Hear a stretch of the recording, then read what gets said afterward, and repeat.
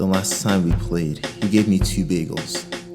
Not the delicious blueberry kind you find baked fresh every day from Stop and Shop, but the ones filled with onions, raw onions, and that are bitter tennis bagels. So armed with my V-Core 97330H, I'm seeking revenge. Michael, I'm coming. Hi everyone, welcome to Tennis with Andy and Friends. And we want to welcome Michael onto the show. So this is going to be us reliving a match we played a couple of weeks ago. So thanks, Michael, for joining. Thanks, Andy, for having me. Excited to be here.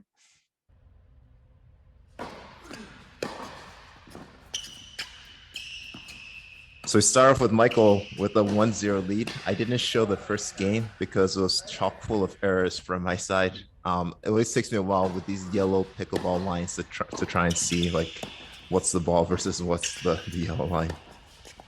Yeah, definitely. It was a real challenge. I remember noticing that too. And I don't know if you guys can tell from the video, but one of the yellow pickleball lines is like 2 inches offset from the service line, which makes judging serves in or out really kind of a confusing thing. So yeah, definitely. We prefer our tennis courts to be clean, but pickleball is getting really popular and stuff. And I bet you get that all the time at Wimbledon 109. Yeah, I mean it's good. Like people could exercise, but like I don't know. I'm very picky. I like to just do one racket sport, which is tennis. I think in grad school, I was part of intramural softball and I stopped it because I felt like it was messed up with my tennis swing. That's good. Good choices. Yeah.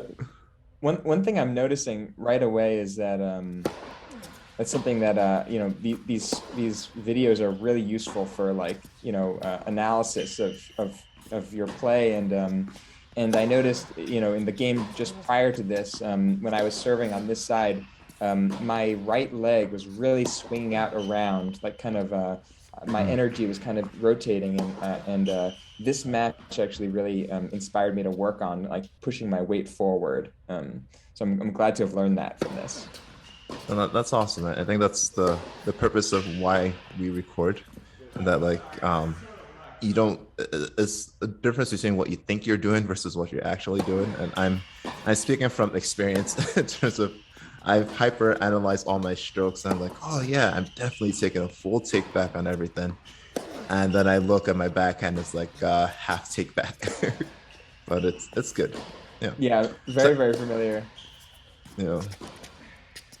So here you see like one of the strategies I was trying to use was to really work it wide to your forehand, and that's not my natural shot. I much prefer to go inside out to the backhand. I think that was just out, but your backhand is so clean, and the last time you blitzed me with a lot of like down the line winners with your backhand, so I was like, okay, let me try and I'm not going to lose the same way twice, so let me try and mix it up. It's a good adjustment. I think that that's a solid strategy against someone like me. I think that my game is built around consistency, and for whatever reason, my backhand is more consistent. And we get it. A lot of these points were really long, and so hammering it to my backhand, which is like we're saying, like pretty consistent, like is maybe not the way to go. But when you get down to the forehand, that's where I start to make more errors. Yeah. No. And like I was gonna ask you a question. So like when you're playing a match, how much do you think about doing what your strength is, or just trying to pick on your opponent's weakness? Like what's the balance of that for you? Yeah, that's a great question. I will say that it's part of my development to be strategizing at all, and so things like this really help me a lot to make that next step instead of just purely reacting. But at this point, I'm really more thinking about weaknesses more so than trying to like get them to play into my strengths.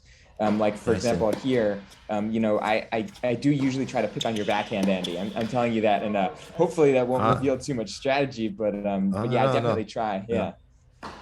I mean that's a good shot.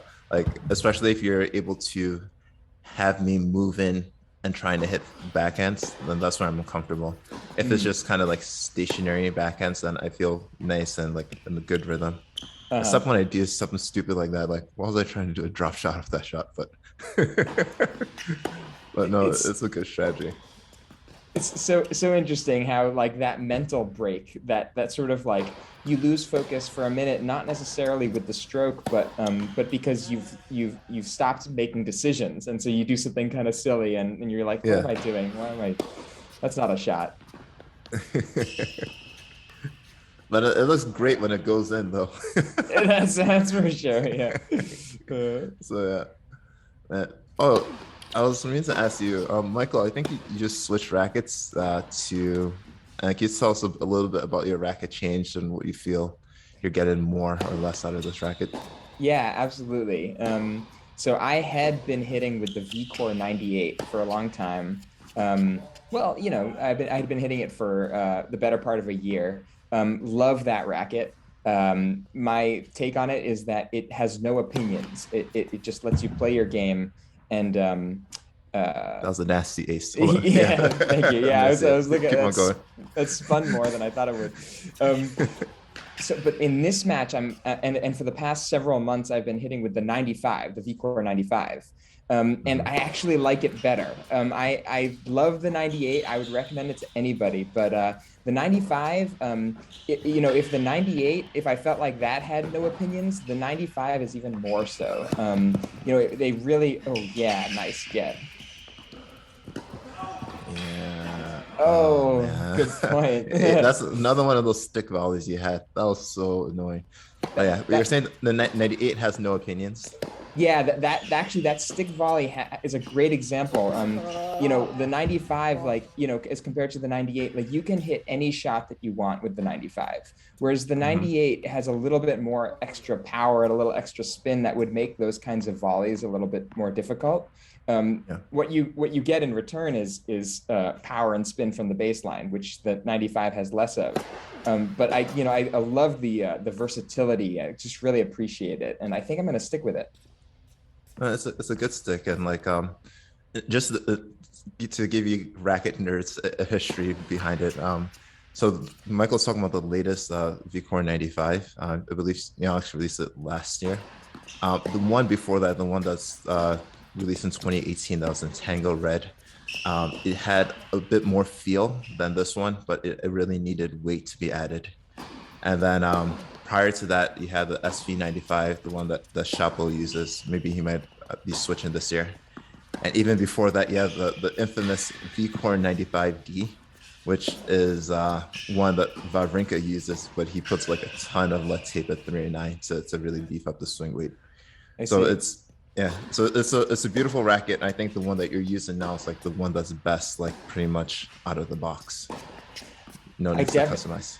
I definitely agree that you don't need to customize it. Although I understand, like, if you did, like, I think, Andy, when you were hitting with it, you'd put on some weight. Is that right? You put some tape on there? Yeah, I put a little bit like, and I feel like it didn't take the lead well. Like I just used 2 grams at 309, and that was more than enough. With the older version, which I actually prefer the older version, like I feel like I could just slab on blobs of weight and it's fine, and I get tons of feel. Not as much like free spin, but like I felt more connected with the ball. Uh-huh. Yeah, that's one thing about this racket. It's a 95 square inches head size, and which makes it a little bit more of a control-oriented racket. Nice pass. Thank Yeah. you. um, but it's actually quite light for being one of these. What would they call it? Would they call it a player's racket? Is that and Yeah. Yeah, it's Yeah. quite light. I don't know of a lighter one. It's like 310 grams strung or something. Yeah, no, I think it might be like 305, but that's sort of like the standard, like the standard weight. Like now it's like 305 grams, 98 square inches. But for a racket that's 95, like you usually expect those to be a little bit beefier. But you're right, it's light for a 95 square inch racket. Yeah. So that was a really good hold he had, and that's one where like I was like, if Michael's gonna win this, I'm gonna make him earn it. So I'm gonna suffer through and just try and get more balls in play and not rush the points as much. It's a good mentality. I mean, a lot of people like to kind of give up when they're behind, but even if it takes more energy, I think there's value in really just giving it your all, even till the very end. Never give up. Yes. Oh yeah, good Yeah. shot. Thank you. I was being sneaky with coming into net there. Yeah. So Oh my God. Go ahead. oh, what I was just gonna say is, these observations about my serve, like, where am I putting my feet, and swinging around. It really helped me with a match that I played just this morning. I saw this stance that I'm doing. I tightened it up a little bit against my opponent this morning, and my serves were just were exactly where I wanted them to be. Not that they weren't doing well here, but they had the feeling, the forward motion that I wanted, and so that was good. Yeah. No, that's awesome. Yeah, I think with your stance, it's sort of like more of what Sampras uses. I think McEnroe had an even more exaggerated stance where his was like very much closed, but you almost like get that natural slice with every serve, which is great. I think it's great for just like club level play because a lot of people can handle pace, but not a lot of people can handle spin or slice well. But then you're right. Like if you as you tighten it up, then you can sort of mix it up a bit more. So like you don't necessarily have to slice each one. Like you could hit with kick or power or slice, whichever you picked. Yeah, so true. Yeah, that versatility, yeah, is definitely important. Mm-hmm. Yeah, in the match, I'm just trying to get the ball in. I think like Yeah, I think that there's always like a trade-off between like, oh, let me analyze my stroke. Am I doing this, and this right? Oh, I got so lucky. oh I, yeah. I stopped the. Oh, I did a full apology for that one. Well, it's tennis. It's the nature of the game, and there's a Yeah. probabilistic element. Well, that was a bad drop shot by me, but I guess right, just missed the volley. There's speaking of analyzing, that's one. And again, we keep talking about these videos, but like the great thing about them is that, oh, that's just a total whiff. I remember that. Yeah, Yeah. the great thing about these videos is that like we had the freedom to basically say like, okay, I'm not going to think about my strokes during the match because I know that I can look at the recording later. Mm-hmm. Oh, Michael, keep talking. My battery's running low. I'm gonna charge up the computer real quick. Oh, sure Keep thing. Yeah, yeah, analyzing. yeah. All right, welcome to Tennis with Michael. Yeah, so one thing, God, Andy, his net play was really good in this game. I felt like the two of us were hitting more drop shots against each other than I typically experience. Uh, for my part, I'm still, it's been months, on the order of months, but like with this VCore 95, one of the things that I'm definitely noticing is that I can mix in drop shots more easily than with the 98. And that goes for returning drop shots as well. Oh, good point. Yeah.